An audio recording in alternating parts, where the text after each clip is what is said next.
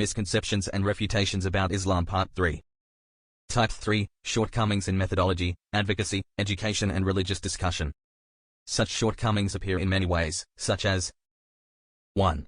There is a clear gap between many religious scholars and young people.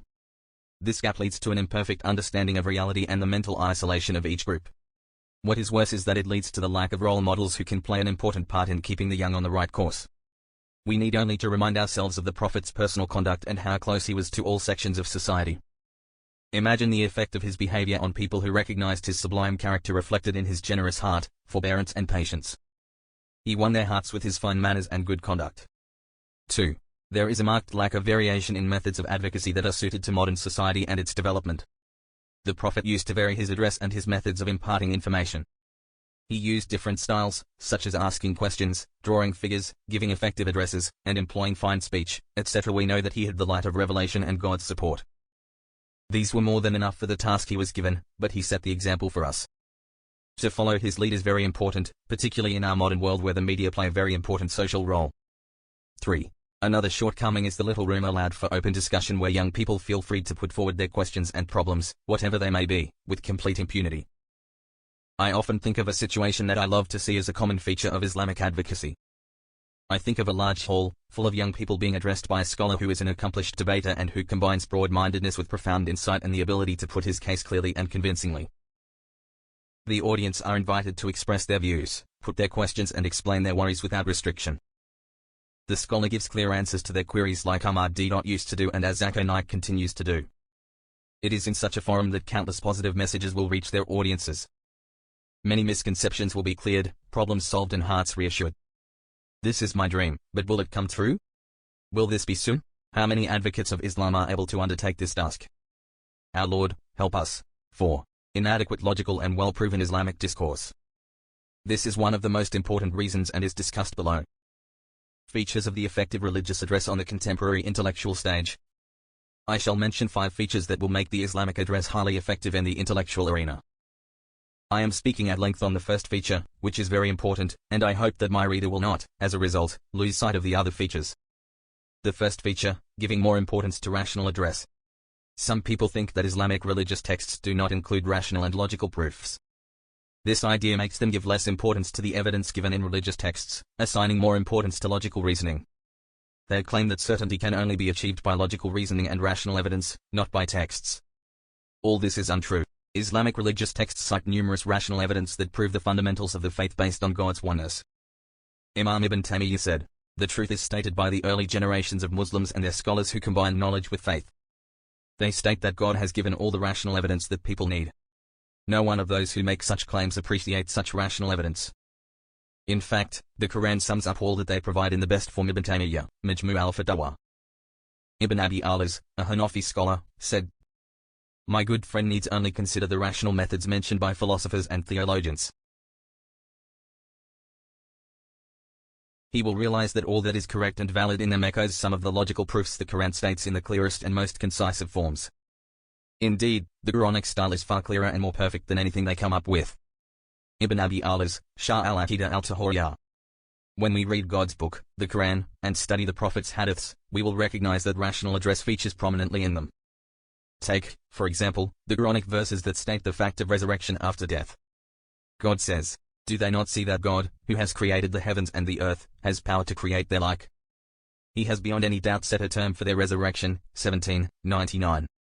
Are they not aware that God, who has created the heavens and the earth and was not wearied by their creation, has the power to bring the dead back to life? Yes, indeed. He has power over all things. 46:33. This is a clearly convincing logical argument. The pagan Quraysh Arabs admitted that God is the creator of the heavens and earth.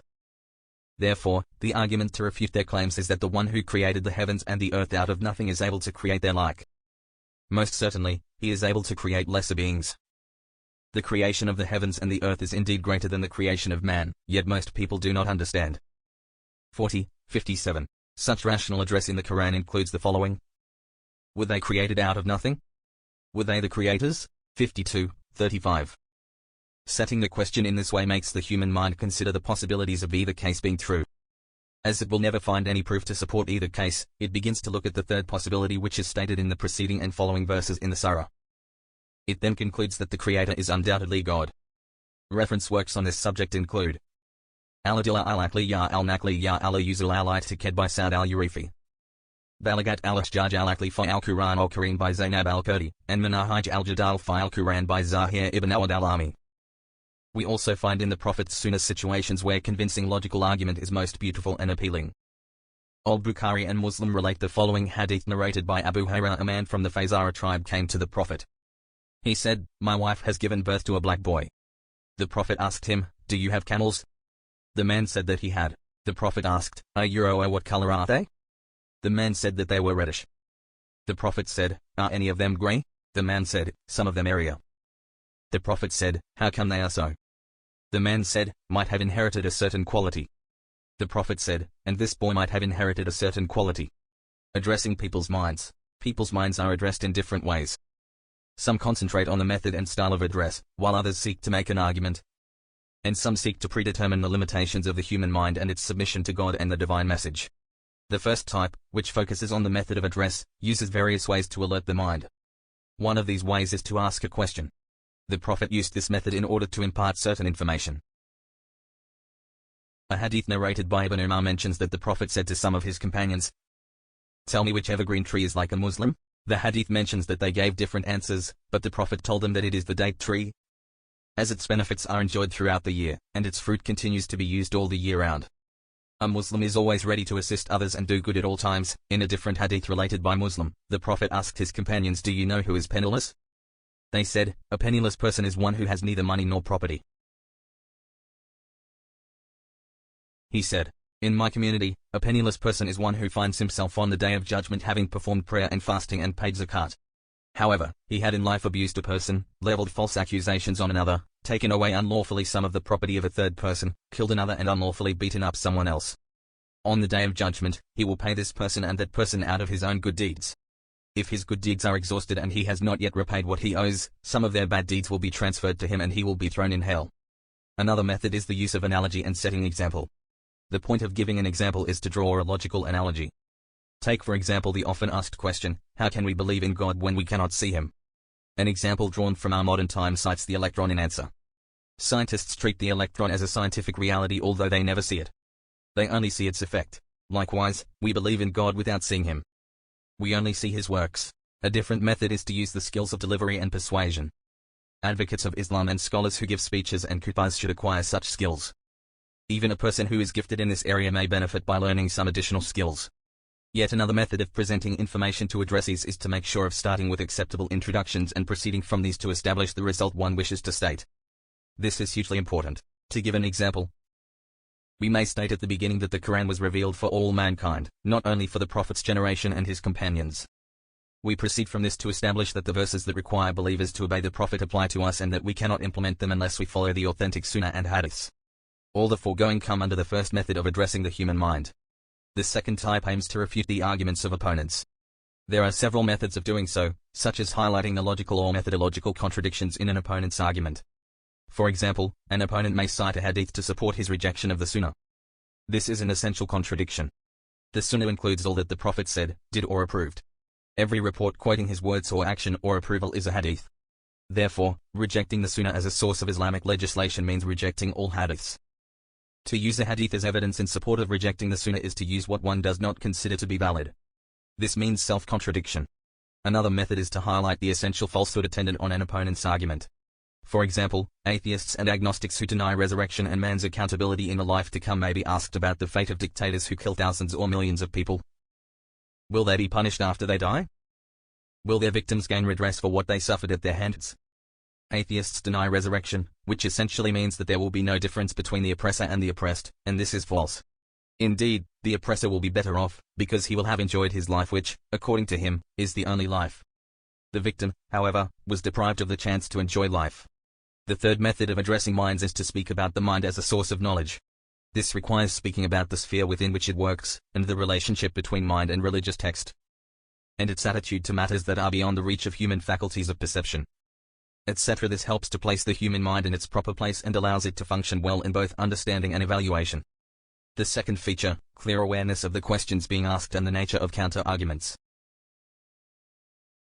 The second feature, clear awareness of the questions being asked and the nature of counter-arguments. A scholar or an Islamic advocate may be unclear about the subject he needs to discuss when he addresses his congregation, or on social media. Keeping aware of what young people are asking or debating will remove all such lack of clarity. There are always new ideas and plenty of thoughts. When a person follows what is being discussed and evaluates it, he will know what to say and when to say it. If he notices that a particular religious question is becoming the subject of exchanges on social media, he may address it after pinpointing the essence of the debate concerning it. He will find his audience listening attentively, eager to know the truth and appreciating sound contributions. The third feature, know your addressees. It is very important to know the type of audience one is addressing and their different levels. Further, one must be aware of what appeals to young people and what makes them turn away. The fourth feature, argument is countered by argument, not by hurling abuse. Opponents must be fairly treated. A markedly negative effect is often produced when doubts raised about religious fundamentals are met with hurling abuse at the person raising them or placing him in a certain category, without citing clear and convincing evidence to explain that his argument is wrong. We live at a time that has set a certain standard for what is acceptable to young people. Therefore, we need to understand that in a debate, we do not discuss a speaker, but rather what he says. The focus of argument must be the information provided, not who provides it. This may not always be true, but wherever it is possible it should be followed because it is more effective. Being fair to those who disagree with us and maintaining good manners with them make us more influential in the field of debate.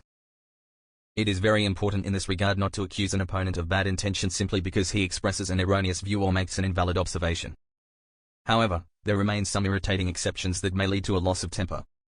Perhaps the nearest example is provided by those who claim to follow the Quran only.